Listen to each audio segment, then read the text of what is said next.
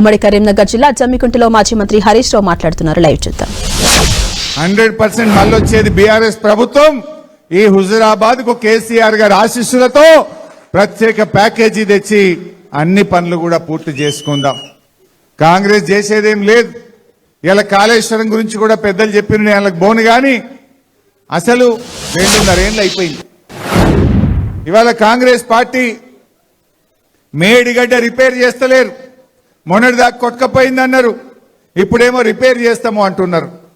ఇప్పుడు ఆల్మోస్ట్ జూలైలకు బోనే పట్టిమి, వర్షాలు స్టార్ట్ అవుతాయి అంటే ఈ సీజన్ పోయినట్టే కదా. మళ్ళా సీజన్ వచ్చే వరకు కాంగ్రెస్ పార్టీకి 3.5 ఏళ్ళు నిండుతాయి. ఇప్పటి వరకు టెస్టులే పూర్తి చేయలే వీళ్ళు. టెస్టులు పూర్తి అయ్యేది ఎప్పుడు, డిజైన్ అయ్యేది ఎప్పుడు, టెండర్లు పిలిచేది ఎప్పుడు, దాన్ని మరమ్మతు చేసేది ఎప్పుడు? అంటే వీళ్ళు 5 ఏళ్ల లోపల వీళ్ళు కనీసం మేడిగడ్డకు మరమ్మతు కూడా చేసే పరిస్థితి లేదు. మళ్ళా మనం వస్తాం, మేడిగడ్డ మరమ్మతు చేసుకొని బ్రహ్మాండంగా నీళ్లు తెచ్చుకునేటువంటి పరిస్థితి ఉంటుంది. అంటే ఇవాళ దాని విలువ ఇప్పుడు తెలిసి వస్తుంది. పోయిన 2 ఏళ్ళు కాలం మంచిగా అయింది. కాళేశ్వరం మోటార్లు ఎల్లంపల్లికెళ్ళే నడిపినాం, కాళేశ్వరం మోటార్లు మిడ్ మానేర్కెళ్ళే నడిపినాం. కాలం కానప్పుడు కూడా తెలంగాణకు ఇబ్బంది ఉండొద్దని కేసీఆర్ గారు 3వ సోర్స్ మేడిగడ్డ దగ్గర పెట్టిండ్రు. 3 పెట్టిండు కాళేశ్వరంలో కేసీఆర్ గారు. కాలం మంచిగా అయితే కరెంటు బిల్లు ఎక్కువ రావద్దని నడిమిట్ల మేడిగడ్డకే మన మిడ్ మానేర్కెళ్ళే మోటార్లు నడపాలని. జర యావరేజ్ పడిపడనట్టుగా కాలం అయితే ఎల్లంపల్లికెళ్ళే మోటార్లు నడుపుకోవాలన్నాడు. ఎక్కడ కాలం కాకపోతే కరువు పడితే కూడా నీళ్లు ఉండేది మేడిగడ్డ, కరువు పడితే అక్కడ మోటార్లు వచ్చే విధంగా కేసీఆర్ గారు ఆలోచన చేసింది. ఇవాళ కాలం మంచిగా అయింది.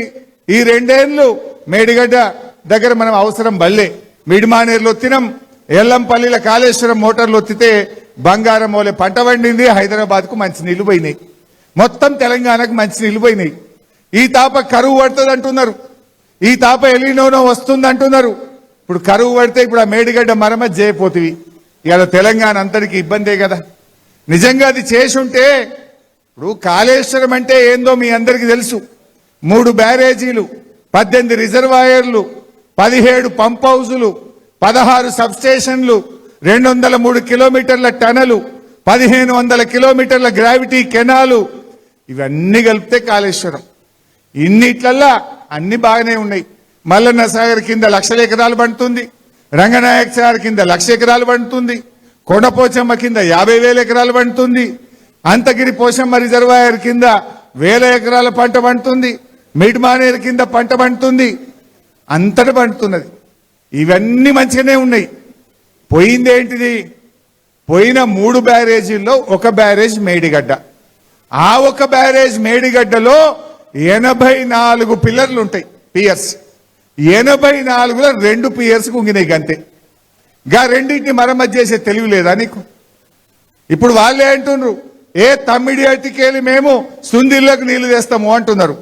మరి సుందిల్లో మంచిగానే ఉంది కదా. సుందిల్లో ఏ పద్ధతిలో కట్టినరో మేడిగడ్డ కూడా గదే పద్ధతిలో కట్టినరు. అంటే ఇదంతా కూడా రాజకీయం తప్ప వాళ్ళ మాటల్లో నిజాయితీ లేదు. అందుకే మీరు ఆలోచన చేయండి. ఇలా రేవంత్ రెడ్డి వచ్చినాక నేను అప్పుడప్పుడు ఉత్తమ్ కుమార్ రెడ్డి అంటాడు, రికార్డు పంట పండింది బై మా కాంగ్రెస్ హయాంలో అంటాడు. ఎట్లా పండింది? ఓ చెరువు కట్టినరా, ఓ చెక్ డ్యామ్ కట్టినరా, ఓ ప్రాజెక్టు కట్టినరా, 1 ఎకరానికి ఏమైనా నీళ్లు ఇచ్చిండ్రా? ఇవన్నీ కేసీఆర్ గారు చేసిందే కదా. ఆనాడే 2021-22 సంవత్సరంలోనే ఈ తెలంగాణ ధాన్యం ఉత్పత్తిలో భారతదేశంలో నంబర్ 1 గా నిలిపింది కేసీఆర్ గారు. అంతే తప్ప కొత్తగా జరిగింది అయితే ఏమీ లేదు.